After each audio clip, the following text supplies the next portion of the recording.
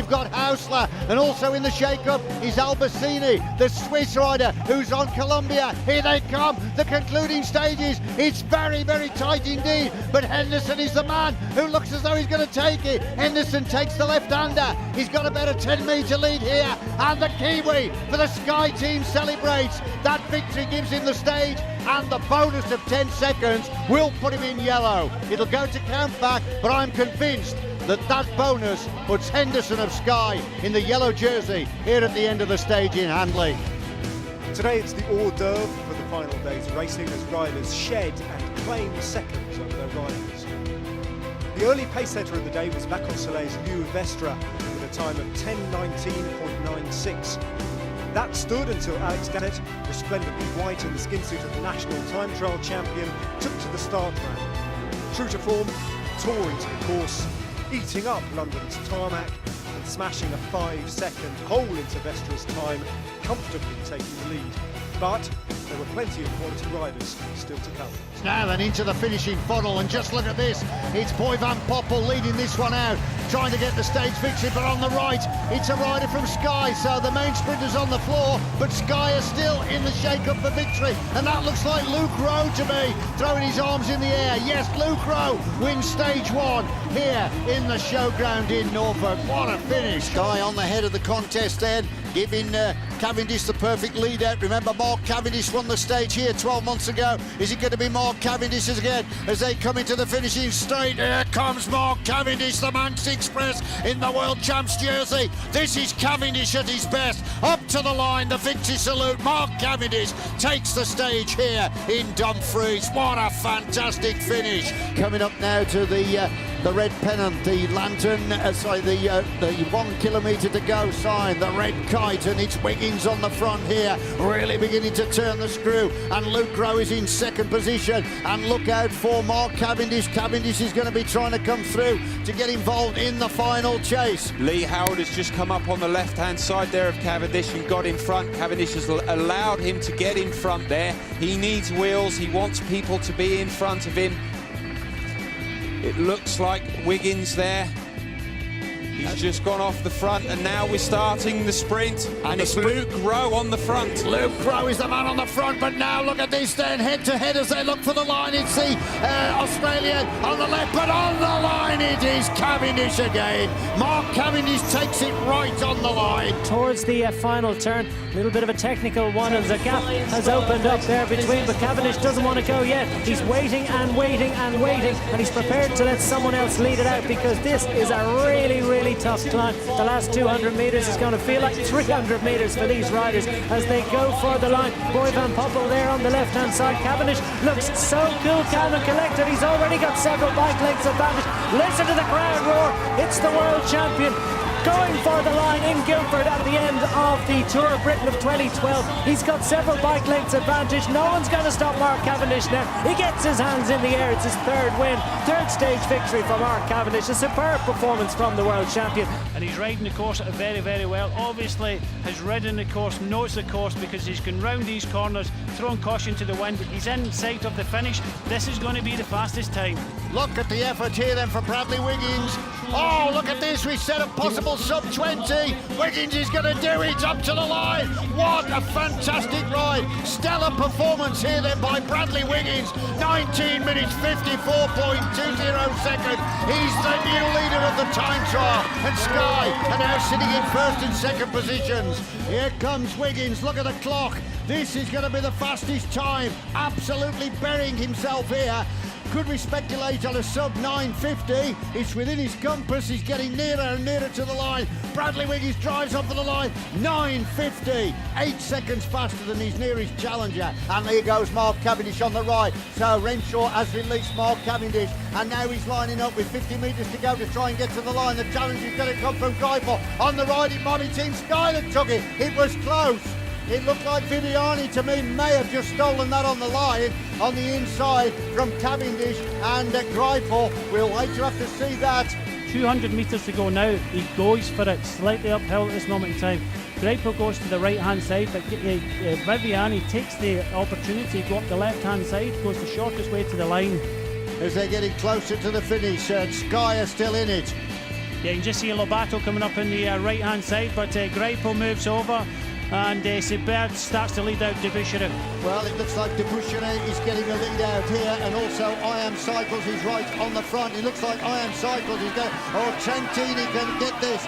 Trenti might get this on the line as they come up to the line. It's going to be very close indeed. Sky are going to take it. Viviani gets his second stage victory of the tour. He adds his stage victory here at the end of the third leg to the one he got at the end of the stage in Wrexham. Timed it to perfection. Out of the saddle for a little bit more power, but he's got this tidied up.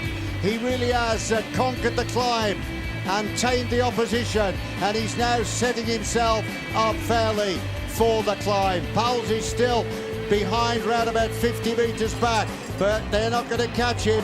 The yellow jersey is waiting for Boasson Hagen. There's a regrouping behind, and the line can't come quick enough for the Norwegian. Oh, I've said they can't catch him, but Powles is coming back at him again. Surely not. Powles. Is Powles going to take away the stage victory in the closing stages? The answer to that is yes. So, Boasson Hagen beginning to fade, and Wout Poels then from Sky is going to take Sky's third stage victory here of the Tour of Britain, and he does. Renshaw is also in the shake-up. It's going to be very close. Renshaw has come through to the front. Renshaw has gone through to the front of the race. In fact, it might be Stibar. It could be Stibar. It's Stibar at the front now, and Lotto Soudal has still got two cards to play. And remember, also there is Greipel, and on the right here comes Viviani. Greipel and Viviani, shoulder to shoulder as they come to the line. Viviani couldn't get through. The broad shoulders of Greipel denied it, and Greipel took the stage and gesticulated with Viviani as much as to say, you got in the way of me there. The Wanty Group Pro never panicked, and here we are. This is the attack we've been thinking about, and it's Ian Stannard that's decided that he is going to go with 41 kilometres of riding left. Briggs reacts immediately. He wants to be in the wheel of the big man, and it looks like Christian House has actually gone. He is going to claim the top spot to win stage 3 of the Tour of Britain here in Tatton Park, with a sensational solo performance, and the crowd are being whipped up here by the speaker as he gets maximum support. The arrival of Ian Stannard on Team Sky, the winner of stage 3 of the Tour of Britain.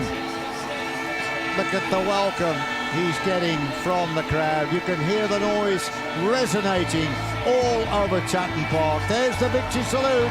Ian Stannard is home and dry, winner of stage 3 of the Tour of Britain.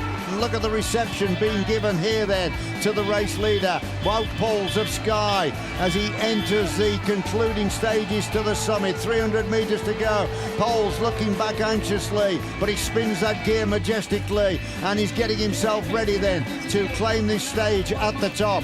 Well, he's had a hard day. He's trying to hang on here. He's not got a lot of metres between himself and Tom Dumoulin and Dennis. Dylan van Baal starting to make an effort now.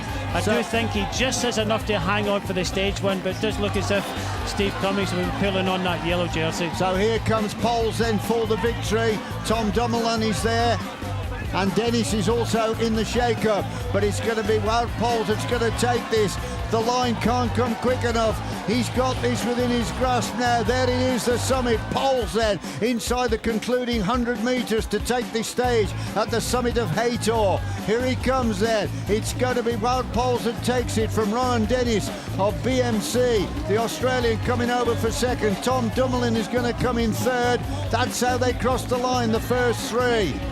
It's Mark Renshaw on the front. Groenewegen moves out in the black and yellow for Lotto Jumbo, but Boasson Hagen now opens up the sprint. Viviani does the same down the right-hand side of your picture. Boasson Hagen comes through. Gaviria through the centre. Boasson Hagen holds the power there. Fernando Gaviria just, you can see they're just gesturing slightly to Edvald Boasson Hagen in that sprint. But crossing the line first there, and you see Elia Viviani there just complaining to Edvald Boasson Hagen. They are inside 500 metres to go towards the line now. Hugh Carthy of the EF Education First Draft Pack, powered by Cannondale, looks for the corner at the top, out of the saddle. Wout Poels, though, onto the steep sections now. Wout Poels makes his move. Has a look back now, Julian Alaphilippe. Wout Poels, a previous summit stage winner in the Tour of Britain. Is he going to make it another one? They've tried to set this one up for him. Wout Poels and Julian Alaphilippe, they've got this final corner here. He's got a few metres now over Alaphilippe. He will now line up for the finish out of that final corner. It's going to be a victory at the top. Now for Wout Poels. Wout Poels takes the stage. Alaphilippe takes second. Now Ian Stannard makes his move. 22.6 kilometres to go. And the big Sky Man goes in search of the stage victory. And here he comes up towards the line, Ian Stannard. He knows he's got this one. He'll be able to start celebrating very, very soon. 150 metres to go to the finish line. Ian Stannard, another big victory for the Team Sky Man. 2 days, 2 victories, and Stannard punches the air and takes the stage. 4 hours and 56 minutes out in the saddle, and he was able to go it alone